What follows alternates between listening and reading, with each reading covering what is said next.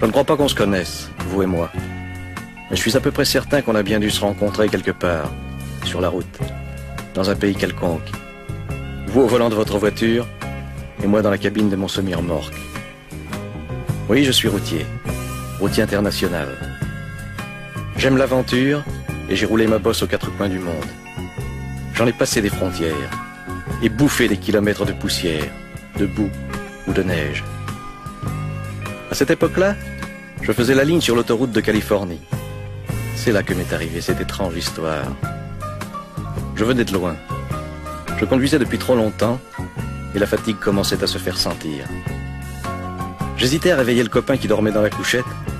Pour me tenir compagnie, j'avais branché le radiotéléphone de bord. Le mobilophone, comme on l'appelle aux États-Unis. C'est un appareil qui nous permet, à nous autres les routiers, de garder le contact et de nous entraider en cas de coup dur. Je venais à peine d'enclencher le canal 27 de la CBR, qui est notre fréquence habituelle, lorsque j'entendis, à travers la friture des ondes courtes, une petite voix lointaine qui parlait. Une petite voix d'enfant qui appelait. Allô? Allô les routiers? Ici Teddy.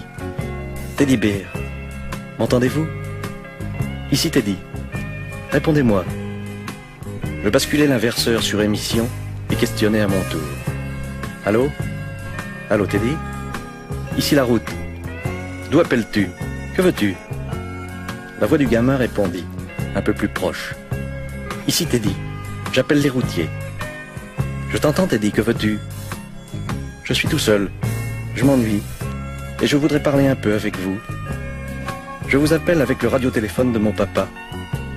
Cet été, nous avons eu un très grave accident. Et je suis toujours dans mon lit. Le docteur dit que je pourrai remarcher un jour et que ce sera sûrement très long. J'habite une maison tout près de l'autoroute. Je suis souvent seul le soir, car maman est serveuse dans un motel pour nous faire vivre. J'ai perdu mon papa dans l'accident qui a détruit son camion et qui m'a cloué au lit. Il m'emmenait de temps en temps pour des petites courses. Mais maintenant, il ne vient plus jamais de routier par ici. Alors j'essaie de vous accrocher, avec le radiotéléphone qui nous reste, pour vous parler un petit peu, quand vous passez sur l'autoroute. Je ne suis pas une fillette, mais il me sembla soudain que mes yeux se brouillaient, que j'y voyais moins bien. J'arrêtai le moteur au premier embranchement venu, et je sortis ma carte. Dis-moi Teddy, où habites-tu exactement?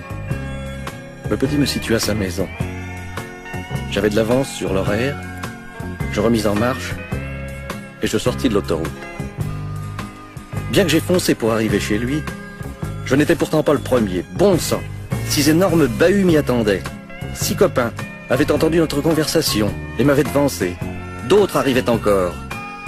Je réveillai mon coéquipier qui n'en croyait pas ses yeux. On est tous entrés. On a sorti Teddy de son petit lit, et ce fut vraiment la fête. Chacun voulait le porter, l'asseoir derrière son volant, le cajoler. Le gosse rayonnait. On lui donnait un tas de bricoles qu'on avait dans nos cabines, et puis il fallut bien penser à repartir. Je le remis dans son lit, après l'avoir embrassé une dernière fois. Je grimpai sur mon siège, et je tirai le démarreur. J'ai vu plus d'un dur qui détournait la tête. On lui promit que chaque fois qu'on passerait sur l'autoroute, on klaxonnerait d'une certaine manière pour qu'il nous entende. On se quitta enfin. Je n'avais pas fait 3 kilomètres que le mobilophone crépitait à nouveau. C'était une autre voix, une voix émue de femme. Et elle disait « Allô, les routiers? Ici la maman de Teddy. Merci les gars. Vous êtes de braves types. Bonne route. Et que Dieu vous protège. » Je n'ai pas pu répondre un seul mot. J'ai coupé le radiotéléphone, et alors seulement, j'ai chialé. Oui, chialé comme un vrai môme.